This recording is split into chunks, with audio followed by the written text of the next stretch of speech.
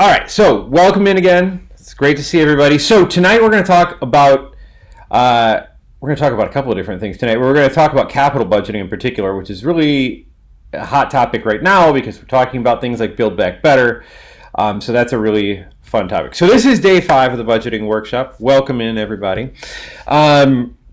So little housekeeping first, just as always. Then we'll go into the day 5 discussion. Then we'll talk about a summary. And I realized just as I loaded this up that I forgot to change the assignment due date for assignment number 2. So assignment number 1 comments are already returned. If you've turned in assignment number 1, you should already have your comments returned. You should be able to see them in Canvas. If you're not able to see them in Canvas, let me know. It will show up as a score of 0. That doesn't mean that you did poorly. It just means that this assignment isn't graded. So because the assignments were 0, I can't give you more than 0 points for it. So it'll show up as you got a 0, but that doesn't mean that you did poorly. It just means that it's not credit. There's no credit. So you should see my comments and a grade for each one of these. And most of you did pretty well on these. Just a couple of notes. A couple of you, when we were calculating the deficit or surplus, a few of you used the fund balance to do that. And you don't want to do that because in this case, revenues and expenditures are what determine our deficit and surplus. So let me just give you a brief example of that. I'm going to bring up Evanston for a moment, just because we've been using Evanston a lot. So if we bring up our statement of revenues, expenditures, and changes in fund balance for Evanston, let me do that real quick. So, if we bring up our statement of revenues, expenditures, and changes in fund balance for Evanston, we have, whoops, that's not the right one. This is, though. Okay, so if we bring this statement up, we have $139 and a little over $500,000 of revenues, and we have $154.9 million in expenditures. So, in order to calculate deficit or surplus, you want to take revenues and minus expenditures. So this is how much money we brought in as revenues, and this is how much money we spent as expenditures. So if you take revenues minus expenditures, you will get either a surplus or a deficit. In this case, you'll notice Evanston conveniently lists what it is here. Not all municipalities or governments or organizations will actually list the deficit, but in this case, Evanston does for us, which is nice. They tell us in this case it's $15.3 million deficit. So this is our deficit, and it's calculated by these two numbers above. Fund balances are important, but they're not necessarily used to calculate the deficit. So just a quick note on that. Not a big deal. Everything else looked really good. So that was great. So thank you for that. As I mentioned, I changed this in the 6th day, but I forgot to change it in the 5th day. So assignment number 2 is now due the 11th, Saturday night. I did change it in Canvas. And I did post an announcement about it, but I just didn't change it in here. So please take an extra day, and I did that because, again, we had the delay in the day 3 discussion on Canvas, so I want to be fair to everybody. So you've got until Saturday on that, and then since that's due Saturday night, you'll get the feedback within 2 days there, so I'll get your feedback by Monday. And then the assignment that is due on Sunday, then I'll get that feedback to you by Tuesday. Again, these are not super long assignments. Since the course is not graded, you're not required to do them. I'm not going to send you notes of, well, why didn't you do the assignment? It's fine if you don't do it. If you get to it, great. It gives you some nice practical practice. If you can't get to it, that's okay. But you should have feedback. If you don't have feedback or if you're in trouble, just let me know. Any questions about the housekeeping items before we go forth? Okay. So, tonight, we're going to talk about capital budgeting. So, we talked initially, when we were talking way back in day 1, there's different types of budgets. We have an operating budget, which is this plan generally for the next year. And specifically a fiscal year, we talked about there's a difference between the calendar year, which is, January 1 through December 31st, and a fiscal year, which might be the calendar year, but it might not. And that's generally, you've got an operating budget, which is a plan for that 1 year. Capital planning can generally take longer because we're looking at longer term needs. And I'm just going to take a drink of water here. So the biggest thing you could think about, and I mentioned this before, the biggest thing you can think about in terms of capital budgeting to keep in your mind is long-lasting. Capital assets are something that is long-lasting and also generally high value, but long-lasting is kind of the key there because you can have things that are high value that are not long-lasting too, but long-lasting is kind of key. So you're thinking about things like buildings, bridges, things like that we're not going to just go through a building in a year. Or if we do go through a building in a year, we have not got a very good building at hand. So we're going to talk about capital budgeting. Then we're also going to talk about depreciation. Now, what's depreciation? The idea here is that, let's say we've got a building, or even if you personally, if you've got this, you build something, your house or something like that, and eventually your house, things will wear out on your house, or if you've got a city hall, or any capital asset, something that you own is going to wear out over time. With one notable exception, and that's land, because land doesn't wear out. You have some property. It doesn't wear out, and sometimes, in fact, property appreciates over time. Now, you can think things like buildings might appreciate in value over time too, but they also do wear out. So when we think about things kind of wearing out, we can think about this idea of depreciation. So we're going to talk about both of these items this evening. So again, I want to come back just for just a second. When we talk about capital assets, again, the kind of key thing here is long-lasting. So it's a long-lasting physical asset or a facility. So when we say physical asset, that's something that we can actually, we can touch. For example, a building, that's a physical asset or facility. And it extends, again, long-lasting over a period of several years. Sometimes 30 to 50 years with proper maintenance. So, you build a sewage treatment plant or you build a lab or something like that, then that can last a very long time. So that's what we mean when we say capital assets. Now, I mentioned long-lasting, again, and physical, so things that you can touch.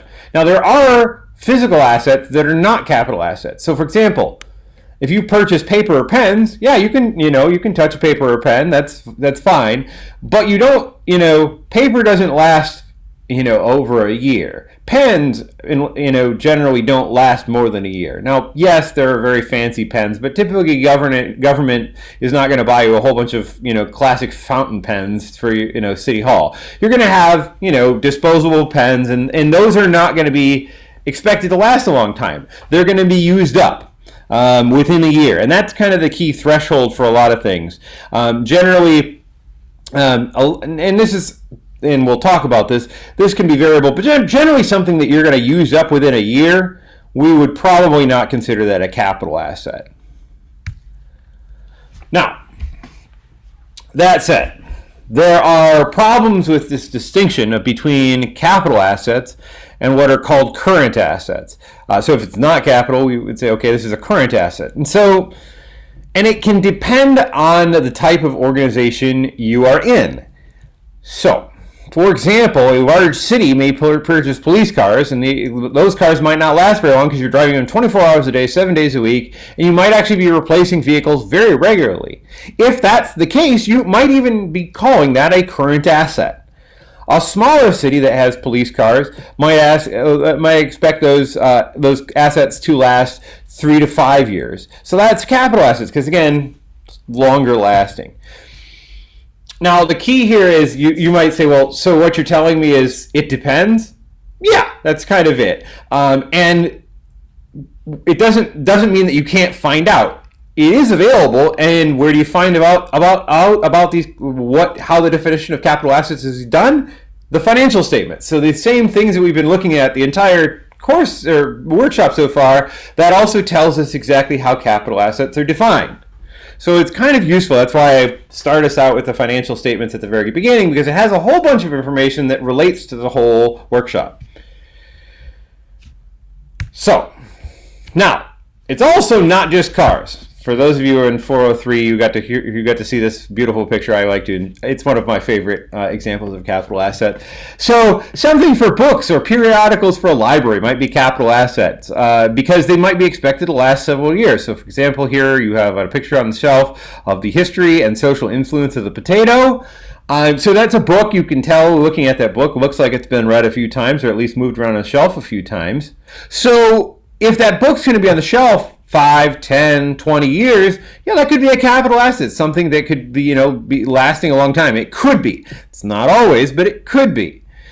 Now, by contrast, a periodical, like a magazine that you would have in a Department of Public Works, that might be operating because we get the magazine and we check out what's going on in it and then we get rid of it. So that might be operating. So what I'm trying to show here is kind of that there's a difference, and it depends on what kind of an organization you're in, how that organization buys things, how long things are expected to last, that type of stuff. And again, you can find all this in the financial statements. So, what actually happens? How does this work? Well, so organizations end up establishing some arbitrary cutoff that determines current assets from capital assets. So, for example, organization might say, if we have something that costs less than $1,000 or $25,000 or pick some value, we might say if it's less than this amount, it's automatically considered current, regardless of how long it's going to last. If we've got a fountain pen that costs us $50 and it's going to last us 25 years, it's a fountain pen. It costs us almost nothing. We're going to call that current no matter what. And generally, again, I mentioned this before, anything expected to be consumed or destroyed within a year is considered a current asset. So things like paper, pencils, toner, things like that you would expect to go through quickly, those are not considered capital assets. So when we're thinking about, again, going back to day one, we've got an operating budget, that's a short-term plan, and a capital budget, which is a long-term plan. You would not expect to read about paper, pencils, those types of things in a capital budget. That would not be what you see. So before we go forward, does that distinction make sense so far? Okay. So again, I mentioned this all the way back at the beginning of the class, or workshop. So again, organizations often create separate capital budgets. So you've got the state budget, which is, so on the left here you see Illinois state budget. Now what does that mean? Well, that's the operating budget. It doesn't say operating on it, but it's the operating budget for the state of Illinois on the left. Then you've got the capital budget on the right. And again, the capital budget here is the longer term plan. So we talked about this a little bit, but we're going to talk about it more now. So where do you find information about capital assets? So we can look at the statement of net assets and net position, depending on, so this has been called different things over time. They're referring to the same statement, but sometimes it'll be called statement of net assets and sometimes it'll be called statement of net position, depending on what year it is and when the organization adopted certain standards. So that's where we can find some information about capital. We can also figure out information about depreciation. And there's actually even more information about capital assets in the notes. And we talked a little bit about this previously, and we're going to come back to it again tonight. Now, there's one interesting exception here. If you've got an asset that's built before 1980, that's not required to be reported on financial statements. However, if a major renovation occurs, then it must be included. Now, it can be included anyway, but it's not required to be unless a major renovation occurred. So if you've got a capital asset that you purchased in the 70s, it's not required to be reported. However, if you renovate that capital asset, so for example, a building, then yes, it's required to be reported. So, for example, I promised that I would put White Plains up. So I have now tried to deliver on this problem. This happens to be a random statement from the city of White Plains, New York, because I did promise that after all. So This is a statement of net positions from White Plains. And we've got two different fund classes here that we see. We've got governmental activities and business type activities. Just a refresher, the governmental activities are things like City Hall. Business type activities are things that run more like a business. So like a water system, a sewer system, things like that. Things that we would expect to run more like a business. So we've got it separated out by government and business. And so what you see here is your assets. And we've talked about this a little bit before. So we mentioned before that this is listed in order of decreasing liquidity, essentially. So the more quickly you can convert any of these things to cash, the lower it's going to be on this statement. So we talked about this before. Up all the way at the top, the easiest thing to convert to cash is cash because it's already cash. You don't need to convert it. Now, as you go down, again, investments. So, you've got investments, you own some stocks or something like that, or bonds.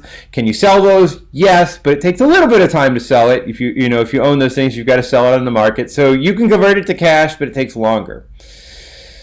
And then you go down, down, down, down, down. And then you notice, we didn't really talk about this when we talked about this time, and there's a reason for that. So now if you keep going down, you see capital assets. A little over halfway down is where they start.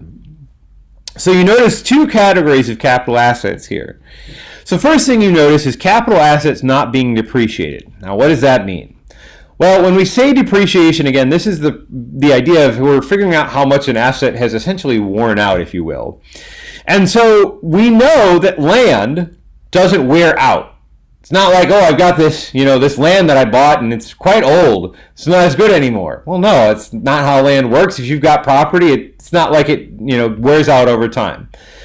So land, we don't depreciate, and that's why it's listed under not being depreciated. We also have construction in progress listed here. What does this mean? Well, that's, for example, a building under construction. Well, the reason we're not depreciating that yet is because it's not done. We're still building it. It doesn't start to wear out until we actually finish the asset.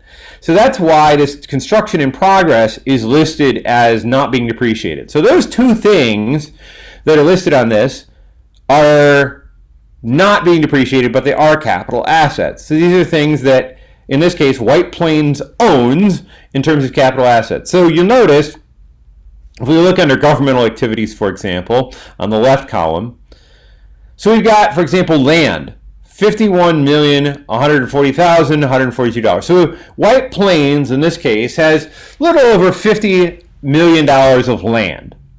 And it also has about a little less than $9 million of construction in progress for governmental activities. There's also some business type activities as well. So that's the first part. Now you've got this category that says capital assets net of accumulated depreciation. What this is saying is that these are capital assets that do wear out, and this is how much they're worth currently, after you've considered the fact that they're wearing out some. Now, we're going to talk in a minute about how to figure out exactly how much they're worn out, but for right now, this is just a summary. It just shows us this is how much things are worth considering that they're already worn out some. So for example, if we look under governmental activities again, the column on the left, and then we go about a little over 3/4 of the way down, we see capital assets net of accumulated depreciation. And the first thing we see in that list is buildings and facilities. So what's that mean? Well, again, this is things like City Hall, courthouses, things like that. That you would have. When we see buildings, it's literally just as it sounds. These are the buildings that the organization owns. And in this case, White Plains has $147 or so million of buildings and facilities net of depreciation. Now, what's that mean? Well, that means that these buildings probably were worth more at some point. We might have bought them for more than this. But this is what they're worth currently, net of depreciation. So even when we consider that these buildings have worn out some, this is their current value. So $147.1 million. Machinery and equipment, same thing there. We've got $1.9 million there. Rolling stock, by the way, when you hear rolling stock, that's typically things like automobiles, trucks, things like that. It also, if you were looking at a transit agency, could mean trains. Like the CTA has rolling stock. That would be like the trains that they have. Infrastructure. Now you say, wow, that's a lot of infrastructure. What does that mean? So infrastructure, now this can also be worn out. Remember, so you build a road, it's worth something, but it wears out over time too. You get potholes and things like that. So White Plains has 50. Now, when we say infrastructure, we mean things like roads, bridges, tunnels, rails, things like that, that we would have as assets. So White Plains in this case has $54.8 million of infrastructure assets. Now, one kind of key thing to think about here, you say, okay, well, these are all the assets that White Plains owns, which is true, but you want to make sure that you have a decent amount of assets that are not just infrastructure. So you'd say, well, how much do we actually own? Well, if you're just relying on, like, if you're thinking about your personal life and you say, what do you have in terms of assets? You think about things like your house, your car, things like that you can sell, right? If you needed to sell your house to get money out of it, you could. Or if you needed to sell your car to get money out of it, you could. Now, White Plains, if it needed to sell buildings, for example, could it do that? Sure. Could it sell machinery? Sure. Could it sell rolling stock? Sure. Can it sell roads? Not so easily. So yes, it has these $55 million of assets, but some of these assets are not easy to sell. Like, if you're a city of Chicago, you're going to say like, hey, I'm going to go sell Western Avenue? Well, no, you can't do that, right? Now, there are toll roads, and Chicago has done deals, with leases on that. But in particular, local streets, it's not like you're going to go sell Western Avenue or, any of these local streets, because how are you going to do that? So when you think about like how much they actually own, infrastructure is kind of a slippery slope there, because you can sell a lot of these assets on your screen. And I mentioned, this is in order of how quickly you can convert them to cash. But infrastructure in particular is really hard to convert to cash sometimes. Yes, you could potentially sell a toll road, but you can't sell Western Avenue. Okay, so now we can do the same thing for business type activities. Again, these are the things that in this case White Plains has that operate like a business. You notice the capital assets for these for this category in particular. You notice a lot of infrastructure assets. Why is that? Well, again, think about things that are business-like activities for local governments. Things like water and sewer systems. So that these are and again roads, bridges, things like that. So you have not as much in the way of capital assets in terms of business type activities here. So, but we do have it separated out so you can see these belong to these particular types of functions here. So in this case, when you're looking at governmental activities, it separates out things like water and sewer system into a different category, and that's the second column here of business type activities. So does that make sense first? When we're looking at what kind of capital assets we've got, we can look at the statement of net position to figure that out. Does that make sense so far? We can figure out how much things are worth.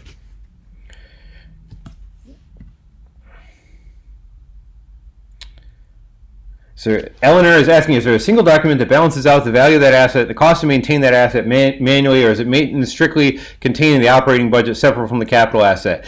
It depends. Some organizations are better at this than others. We do have a yearly depreciation of the assets, and we are going to actually get into that. So we'll show year by year how much of each of the assets are wearing out.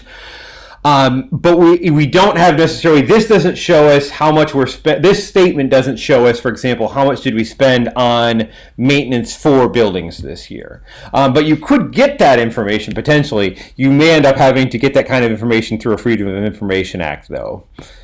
It depends. But some organizations are better than others at showing this. So, again, I just put a red box around it just so you have an idea of where we're talking about capital assets. And we could come up with top capital assets, just like we did top revenues or top expenditures. So you could say, okay, top 3 categories of capital assets for White Plains: buildings and facilities, infrastructure, and land. So this is not any real difference than what we were talking about for revenues and expenditures. Now, it's not just government. So this is actually the Mayo Clinic. So for those of you who are not familiar with Mayo Clinic, big hospital system located in Minnesota. And so they also have what's called a statement of financial position. And you'll notice they also talk about assets. Now, here's the thing with different organizations and different levels of detail. This goes kind of to Eleanor's point too. So Mayo Clinic tells us a whole bunch about current assets, which is great. But you'll notice if you go down to the bottom, we've got not a lot of detail. So if we're wondering, well, what are these capital assets for Mayo Clinic? We've got property, plant, and equipment. Well, that sounds like capital assets. Okay.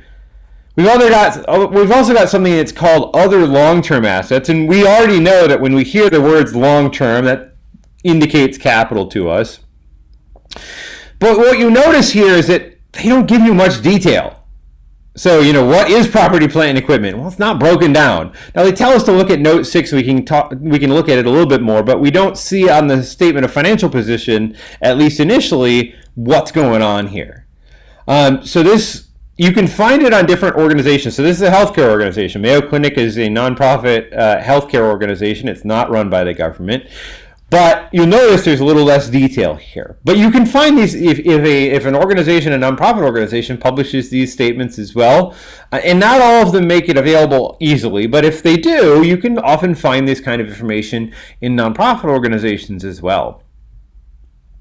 So let's then talk a little bit about depreciation. So, and I mentioned this before. So the idea here is we want to figure out how much the value of an asset declines over time. Things wear out. So you buy a car, for example. You buy a car and it declines in value. And especially with cars, because you drive off the lot and your car is automatically worth less money. Like you don't even have to make it home. You can just drive off the lot. Automatically goes down in value. It's a great thing. So you buy it and it declines in value. And you can think about this in terms of lots of assets. The CTA, for example, buys trains. It's actually in the process of buying trains right now. And those trains will start to go down in value over time. Now, ideally, when we're thinking about reporting this kind of information, we will want to figure out how much the asset actually depreciates over time. But it's kind of hard to do that. Especially right now, thinking about cars, for example.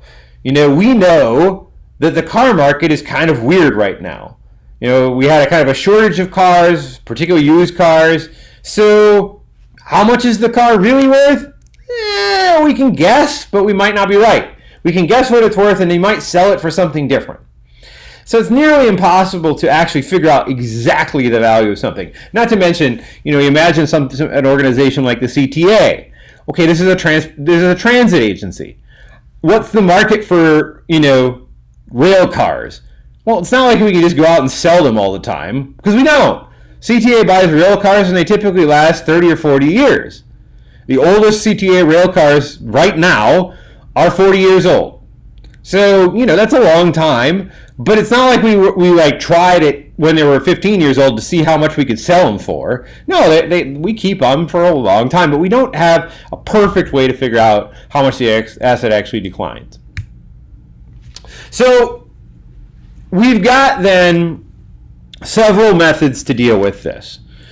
And one very common method, and one I'm going to show you how to do the calculations about, is straight line depreciation. And there's other methods of depreciation too. And I don't want to go too much into these because, again, this isn't an accounting class, but I do want to talk about them just briefly, is that we've got something called accelerated cost depreciation. So the idea here is that under an accelerated cost model, you buy something and it wears out quicker at the beginning of its life than at the end of its life. That's what that is. We also have something called expensing, which actually deducts all the costs of the year on the year of the purchase, all the depreciation costs on the year of the purchase. That's another way of doing it. But you'll often see, especially in government, you'll see something used called straight line depreciation. And now that sounds like it's a lot, but it's actually a really easy calculation. So let's do a quick, very easy example. So let's say we buy a computer for $1,800. You go out and buy a laptop. I don't know. Maybe you bought the newest MacBook. That's fine. And let's say that computer is going to last for 3 years. Now we can guess approximately how long something will last, and we know, again, it's not perfect. Some computers last longer than 3 years, some don't. But let's say we expect the computer to last 3 years. And what we need to do in order to calculate depreciation is we need to figure out something called salvage value. Now, what is salvage value? The idea here with salvage value is that this is going to be when the asset is at the end of its useful life, what is it going to be worth?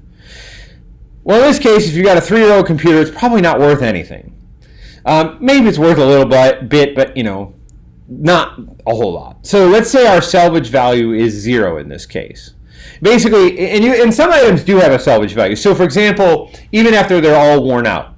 So, for example, you might have the CTA. If you've ever ridden the CTA trains before, they're large stainless steel trains. So what can the CTA do at the end when they're worn out? Well, it can scrap them and get some scrap metal costs out of it. So even when the train is completely worn out and doesn't work anymore, we can probably get some scrap metal costs out of that.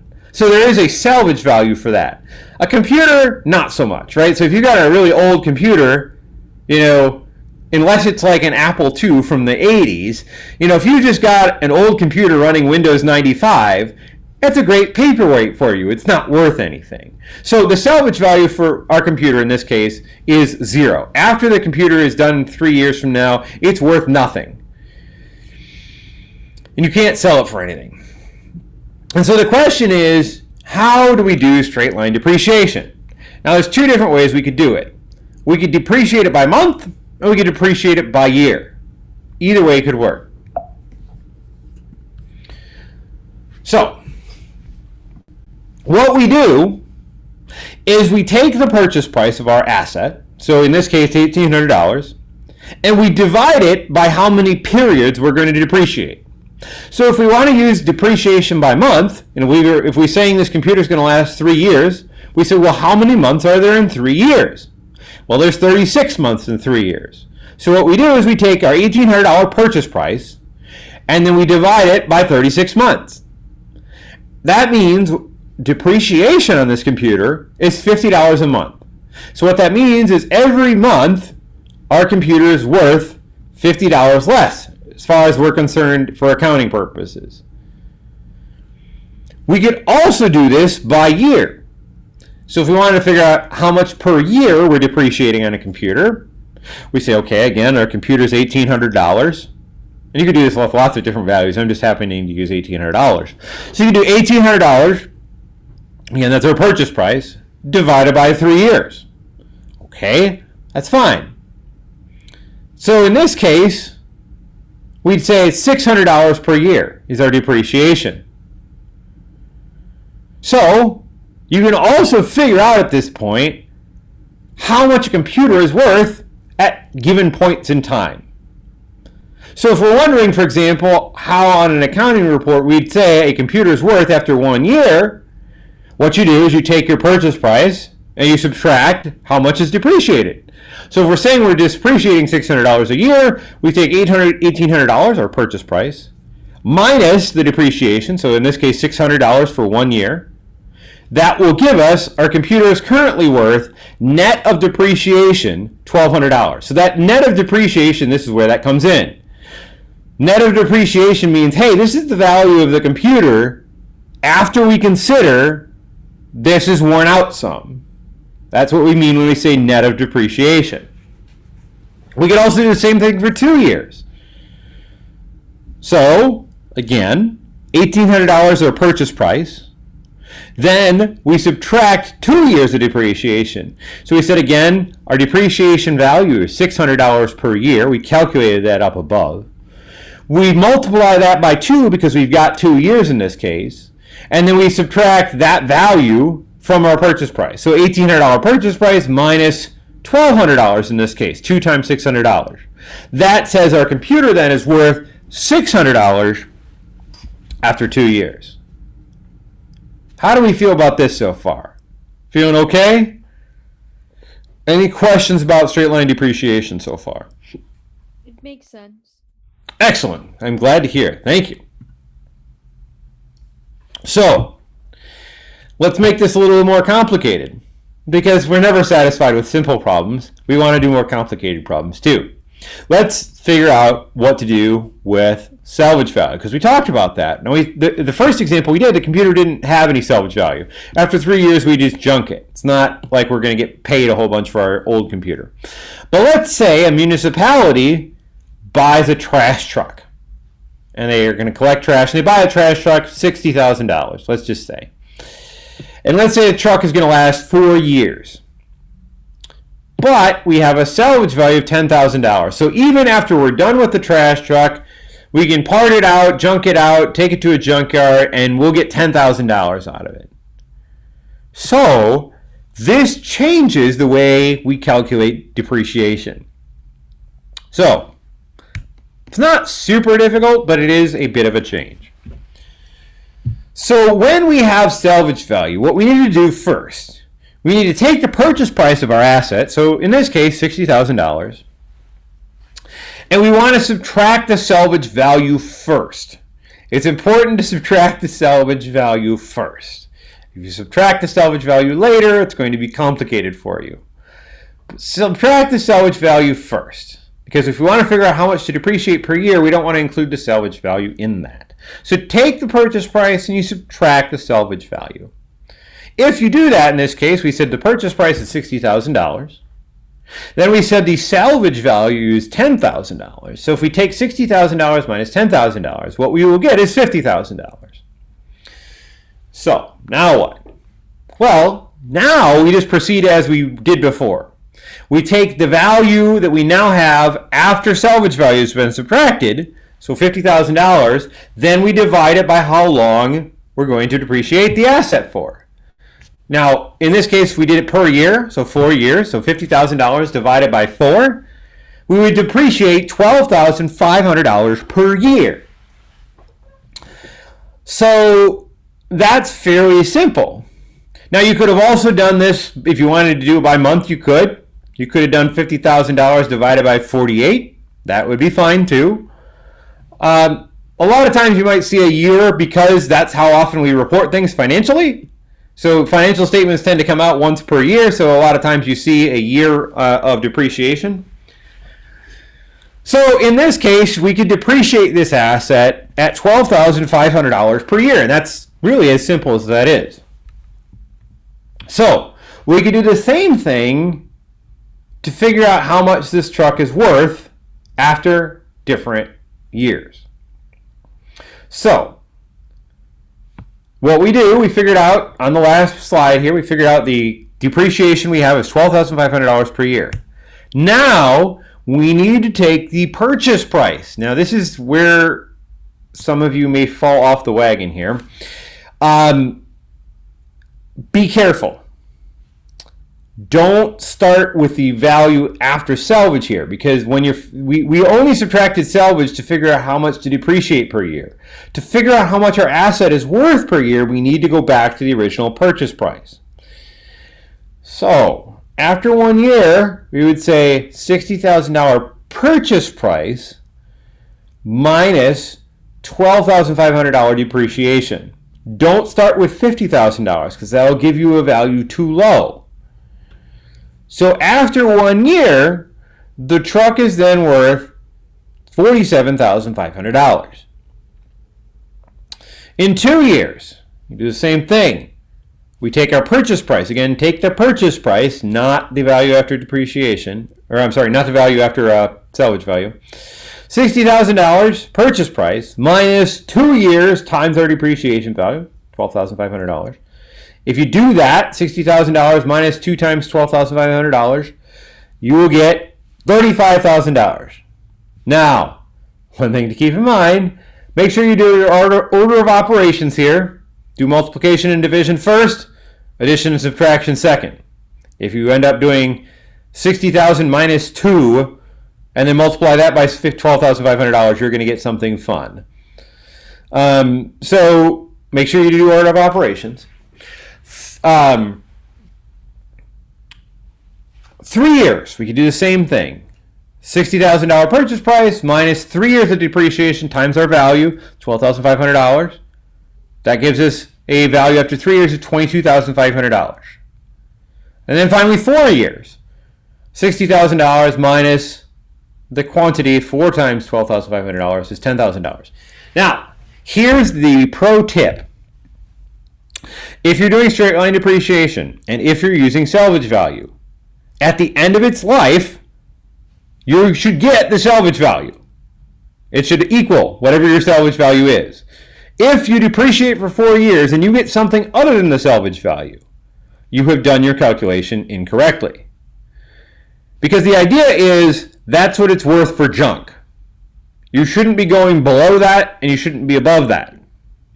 So when you can do all of your depreciation and then at the end of the time, so we said this truck is going to last 4 years, so if we depreciate it for 4 years, it should be worth the salvage value at the end of its life. So that's the kind of pro tip that you can do. If you find that you've calculated it and you're not getting that, something it didn't work out right. And again, don't forget, oh yeah, go ahead please.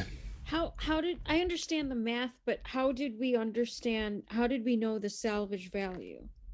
So you generally would be given this, and we would have some idea often from previous purchases or maybe a neighboring organization. So we could figure out, if I junk a garbage truck, how much would I get from that?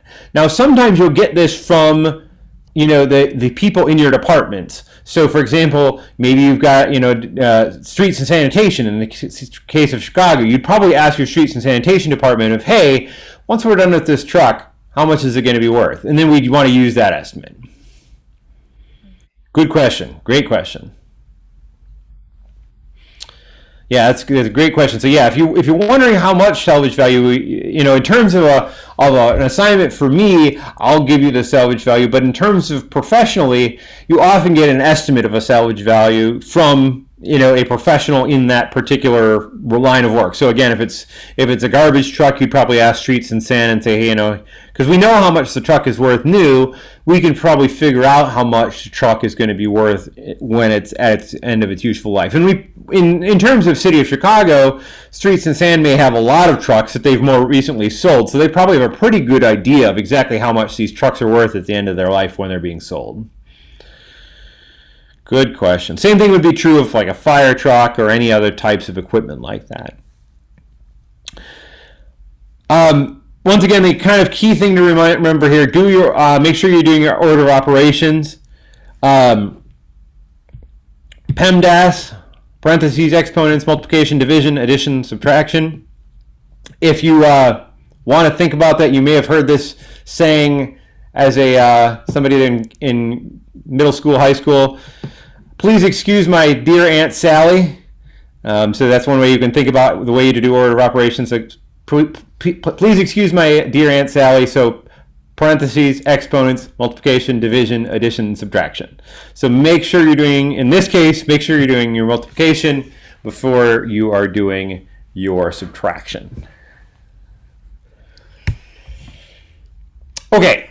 So wait, before I go here, I've got another part we'll move on to, but before I go from this section, how do you feel so far? Not too bad. It's not real hard math, but it does take some thinking of like, did I do what I think I was supposed to do? And this is, you can kind of think about this in a lot of things when you're dealing with budgeting and finance, is that when you're doing your calculation, you want to sometimes take just a brief step back and say, can I one, tell a story about this, and two, does that story make sense? So, let's say that I bring up my calculator. And I'm going to do that real quick. I'm going to bring up my calculator. Let's say I do my math incorrectly. So I do $60,000 minus 4. Okay. And then I multiply that by $12,500. And then I say that my garbage truck is worth $749,950,000. Now, before you even write that, that should be a warning sign to you, because if our truck started out being worth $60,000, how did it become worth $700 million now? And so this is also the same thing if you're thinking about calculating things like deficits, surpluses, or percentages.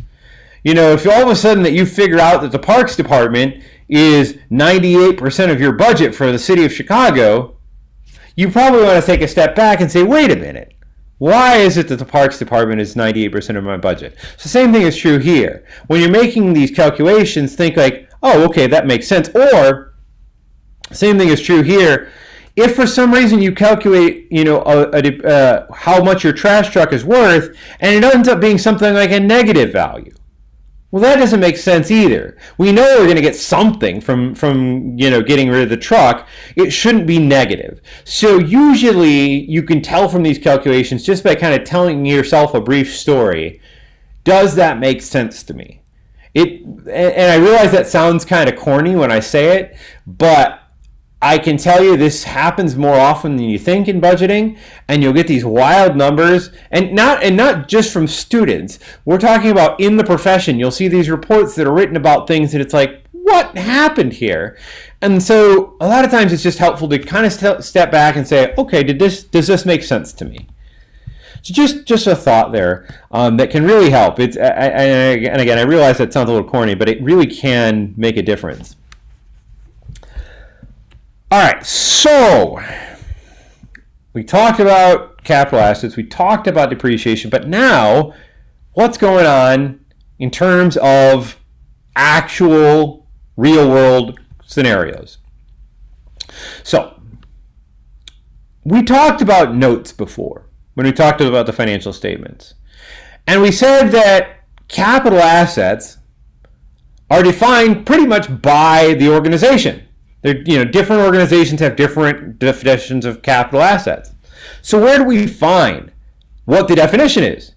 Well, what we do is we look in the notes to the financial statements, and there will almost always, unless the organization somehow doesn't have capital assets, there will almost always be a note that is labeled capital assets, and it will be called exactly that. Doesn't matter which organization you're looking at, it'll be called capital assets.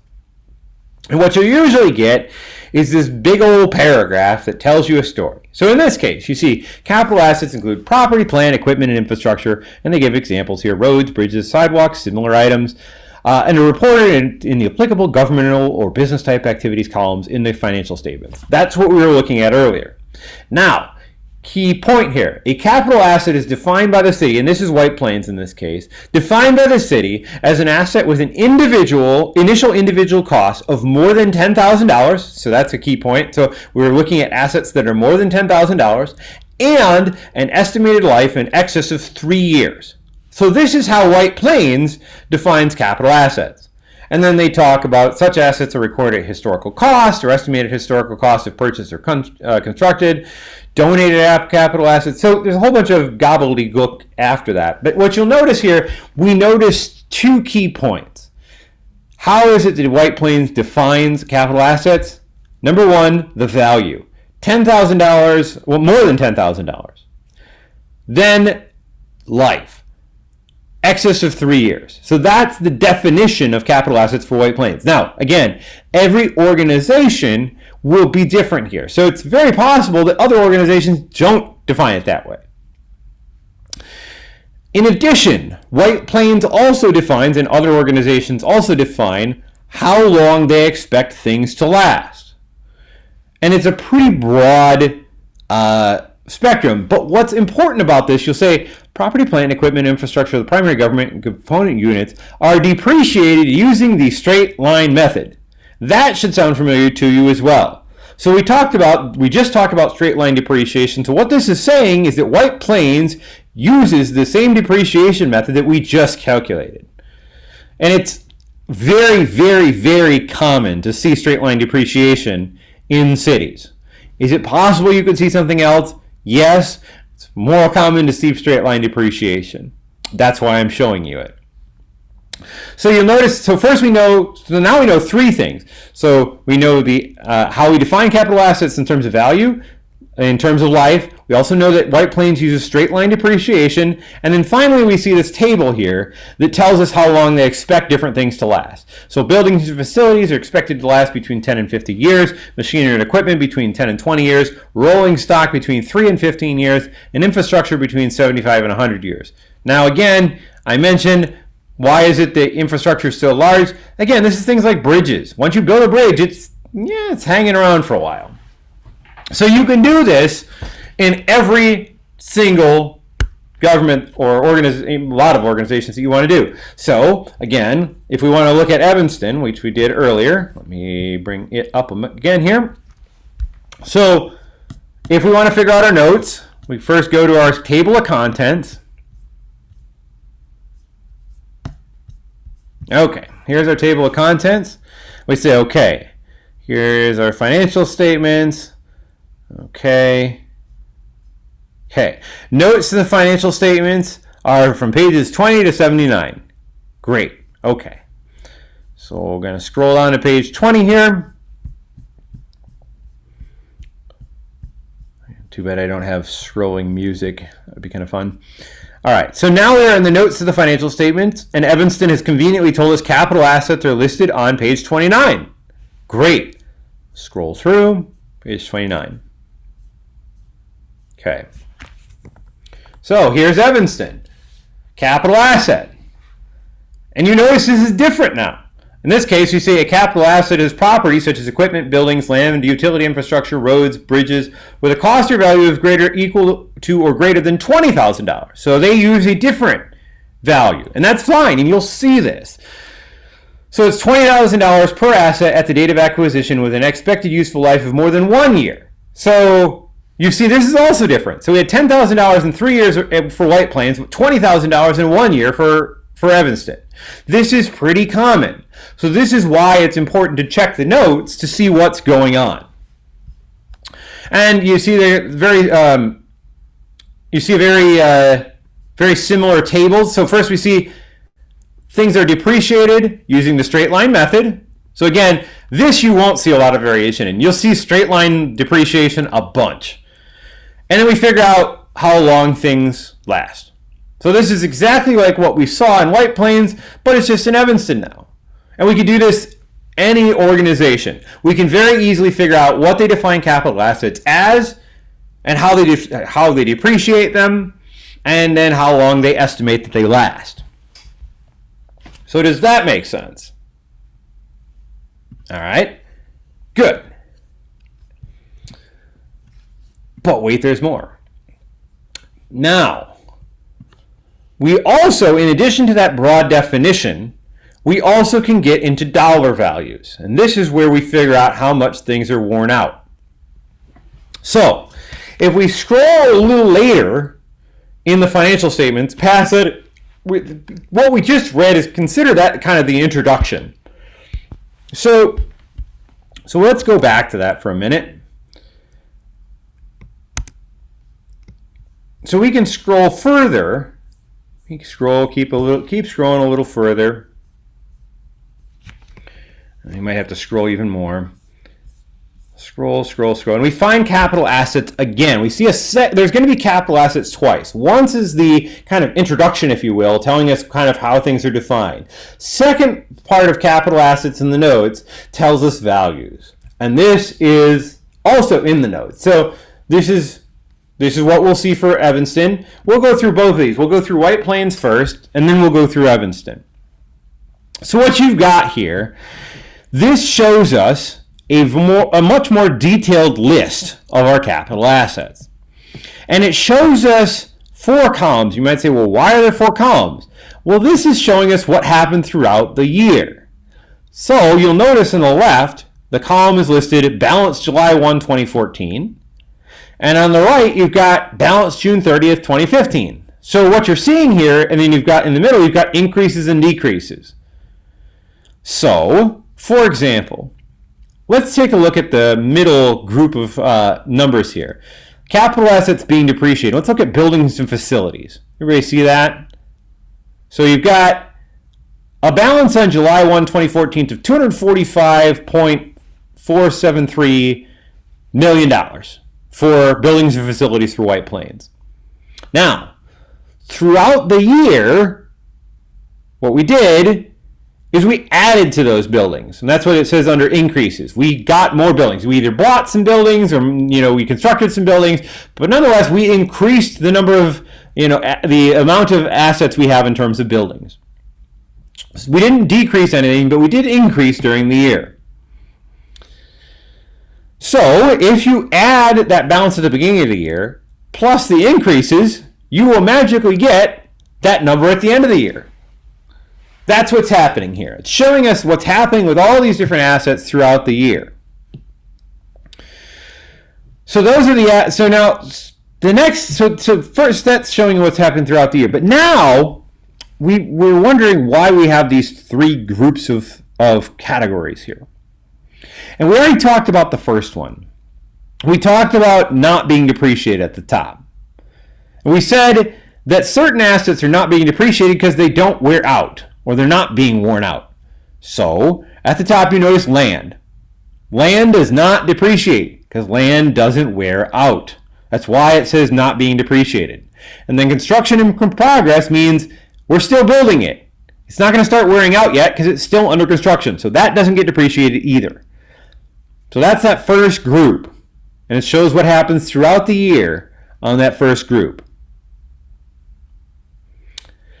Then we got this second group, capital assets being depreciated. So these are things that do wear out. Now, this gets a little trickier.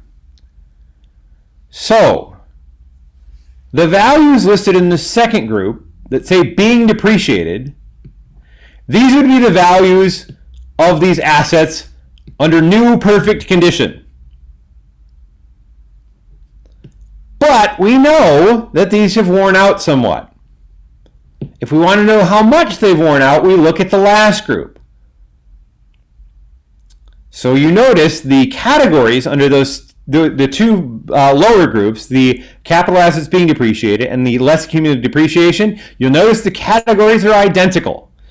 We've got buildings and facilities, machinery and equipment, rolling stock, and infrastructure. And then we have that same list again. So, what happens here? So again, not being depreciated on top. Then we've got being depreciated. You'll notice the same list for less accumulated depreciation. Here's how this works. Being depreciated, that category, that clump of numbers, minus the less accumulated depreciation numbers, equals our bottom total number. So, we're going to take the total first, just because that's easier. So do you see it in the middle where it says total capital assets being depreciated? And we see at the end of June 30th, 2015, on the far right-hand side, total capital assets being depreciated is listed as $497,403,712. This is in the middle of your page, all the way over to the right. Everybody see that okay? So you take that $497,403,712. Then you would subtract what is listed as total accumulated depreciation. $284,325,378.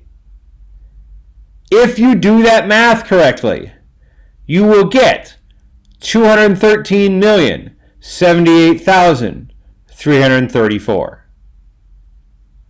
That's how we calculate it.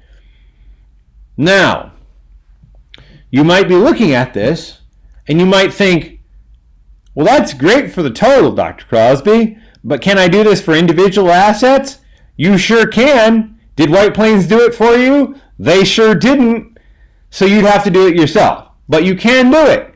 if you want to know what buildings and facilities are worth net of depreciation, you could take $266,821,931 minus $119,722,72.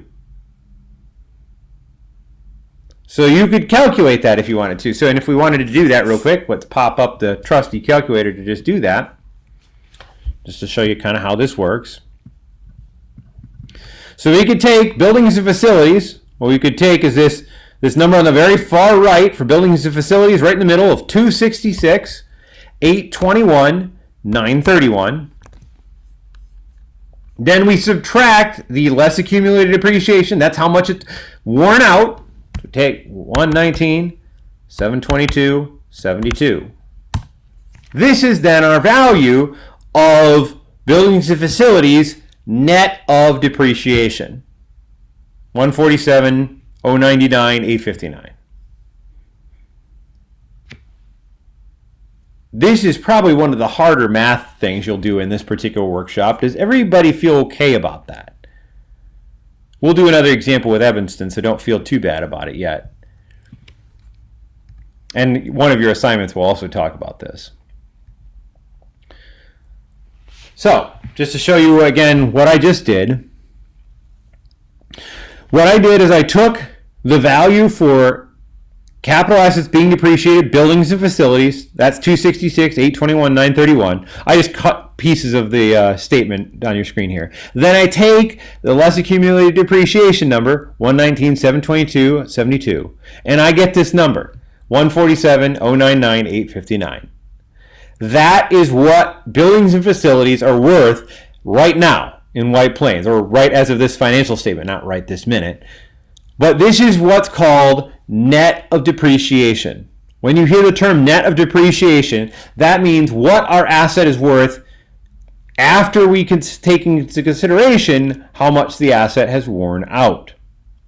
So the top number here is, hey, this is how much it was worth when it was new or in perfect condition. Bottom number is, hey, this is how much it's worn out so far. So we take this minus this, and we get our net of depreciation number.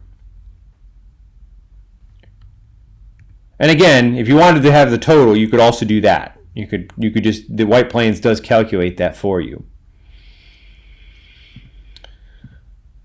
You could also do this for Mayo Clinic, although it's harder. Here's Mayo Clinic. Now, Mayo Clinic, you'll notice land. Again, we know land does not depreciate, but we do have buildings, improvements, furniture, and equipment. So we know these are things that do depreciate. And we have an accumulated depreciation, but you'll notice again that Mayo Clinic doesn't have a whole bunch of detail here. So we don't have as much of an idea of what's going on.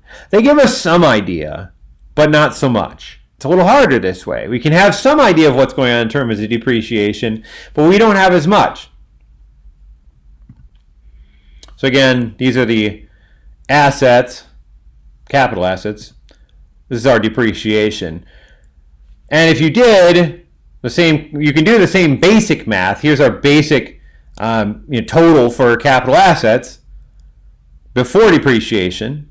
This is now, keep in mind, once again, I always mention look at the top of the statement.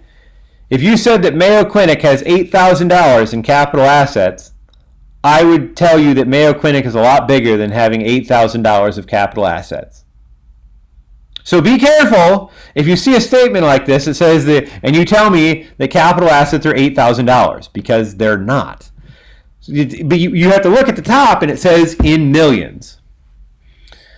So if you take that value, 8303, that's our value of capital assets before depreciation, then you subtract 4659.1, that's our depreciation amount, you will get this 3643.90. That's what Mayo Clinic is doing. Mayo Clinic doesn't include the nice red box with cute little arrows, but I'm trying to show you with cute little arrows what's going on. So we're getting close to the end, and I know it's Friday night, so I don't want to keep you too long, but I want to show you kind of the same thing here with Evanston.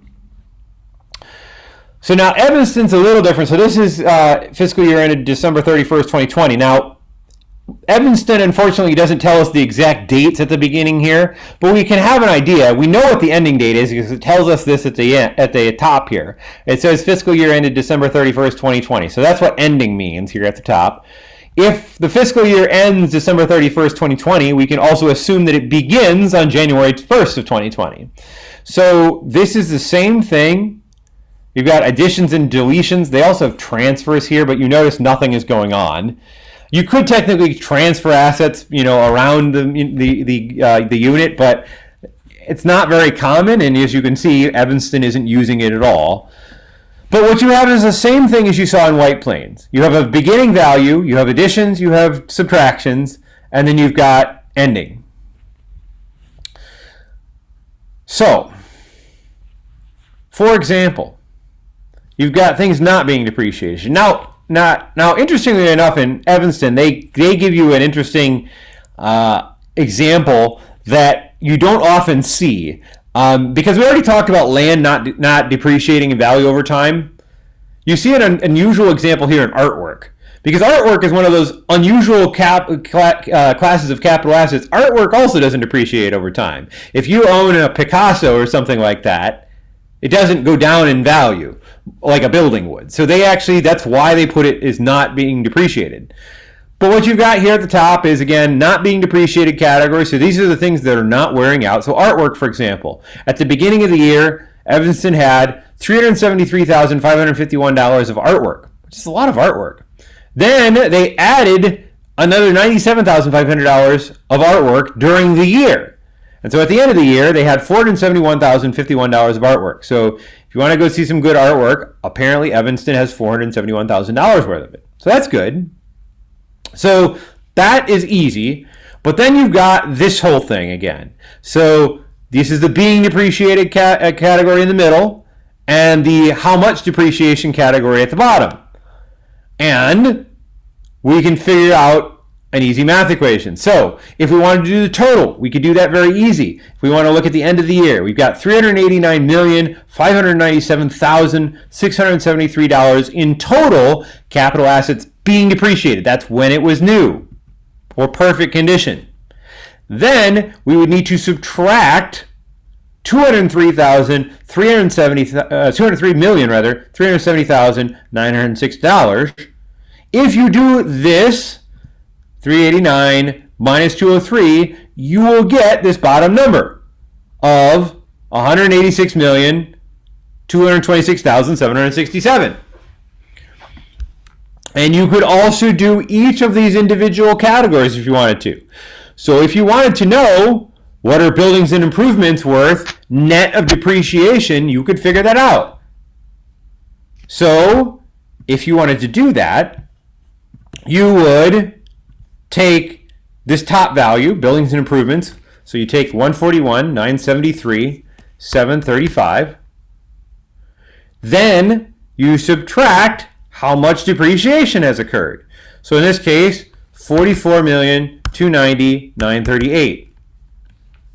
And then you figure this is how much they're worth net of depreciation, $97,682,797. You can do this for literally any of the categories. Now be careful when you're doing this.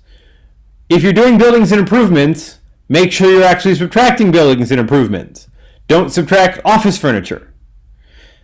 And again, one way you can really easily tell this is if you get a wacky number when you're doing your subtraction problem, you might have actually subtracted the wrong number. So this is our detail of our capital assets. And you can figure out what happened throughout the entire year. You can figure out what kind. So when I ask you in the assignment, what kind of capital assets does Evanston have? Right here. We look at this number. We can look at these numbers. We can figure out, here are some of that. They've got buildings and improvements. They've got office furniture. They've got intangible assets. We don't know exactly what those are, but we can hunt around if we need it. Machinery and equipment, infrastructure. So we've got all these different types of capital assets, or even artwork. Again, artwork's kind of unique. You don't see that a lot, but in this case, that it doesn't depreciate. Right away, we talked about this a little bit last time. Right of way is kind of a unique thing. So it'd be like, for example, right of way for power lines or something like that. So that doesn't depreciate either. So that's what's going on in terms of capital assets and figuring out what we have in terms of capital assets and also how worn out things are. Now here's a little parlor trick, and this will be your thing for the evening, and then I'll finally let you go. One of the easiest ways to figure out things like how are the roads in a municipality or bridges, take a look at the infrastructure line. So when new, perfect condition, Evanston had infrastructure of $201 million. How much is it worn out? $124 million. That's over half.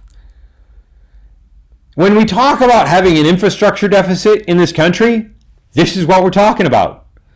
Our infrastructure assets are very, very worn out. We've got bridges at the end of their lives, roads at the end of their lives, rail systems at the end of their lives, and you can figure all this out by looking at this financial statements. It's kind of neat. I mean, I think it's neat. Something that, you can do on a Friday night for fun. You can figure out exactly how bad the infrastructure problem in the United States is at the local level or at the state level if you want. Does this make sense? Do we have any questions about any of this?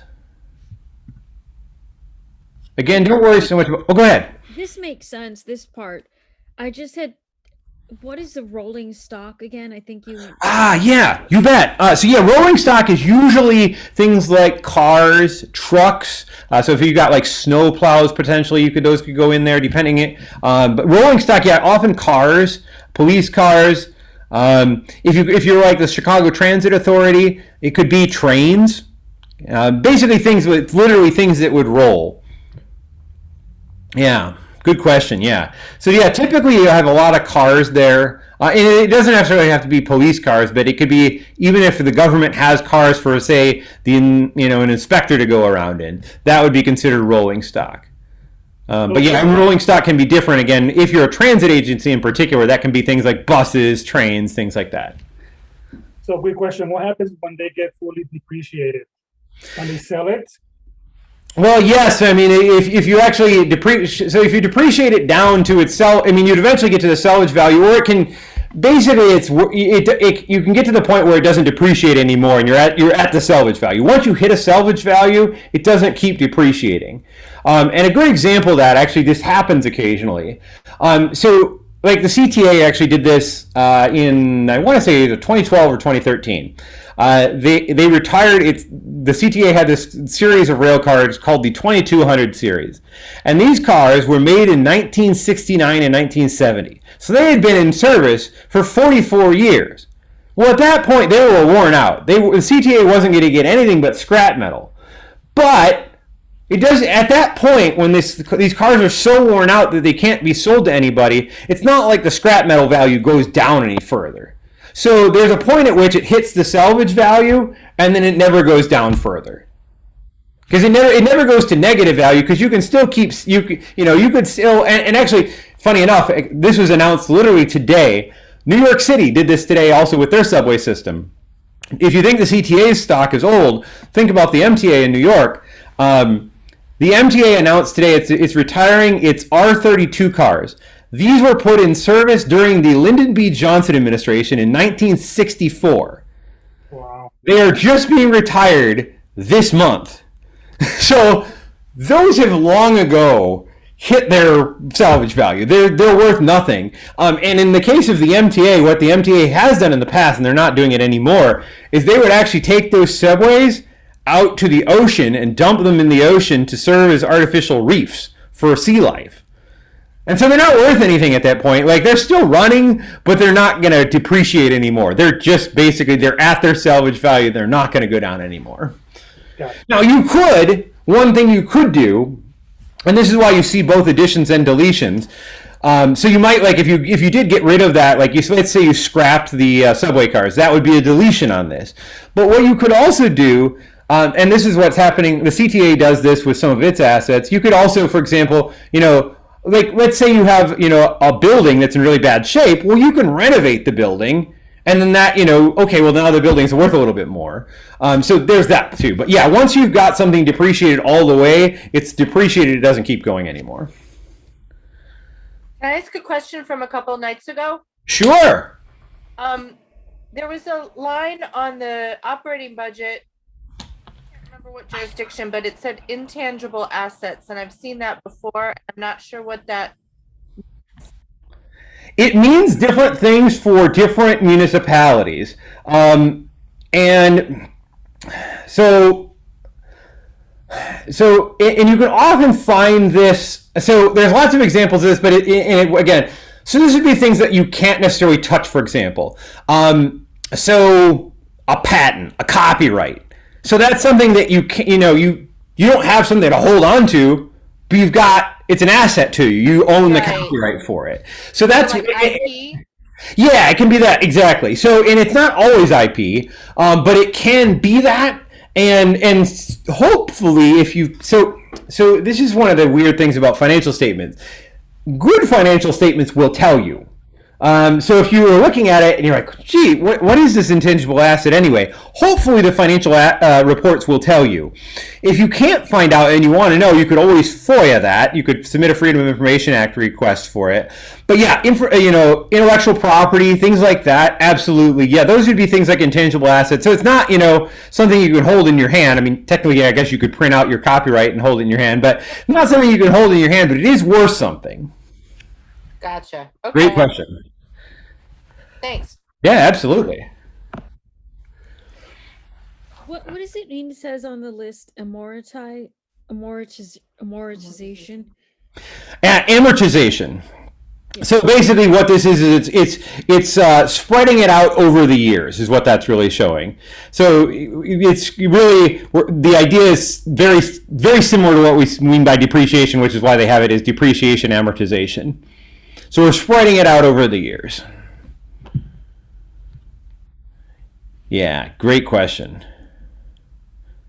Yeah, so often you'll hear you'll say, well, this asset has been amortized over a period of 30 years, for example. Okay.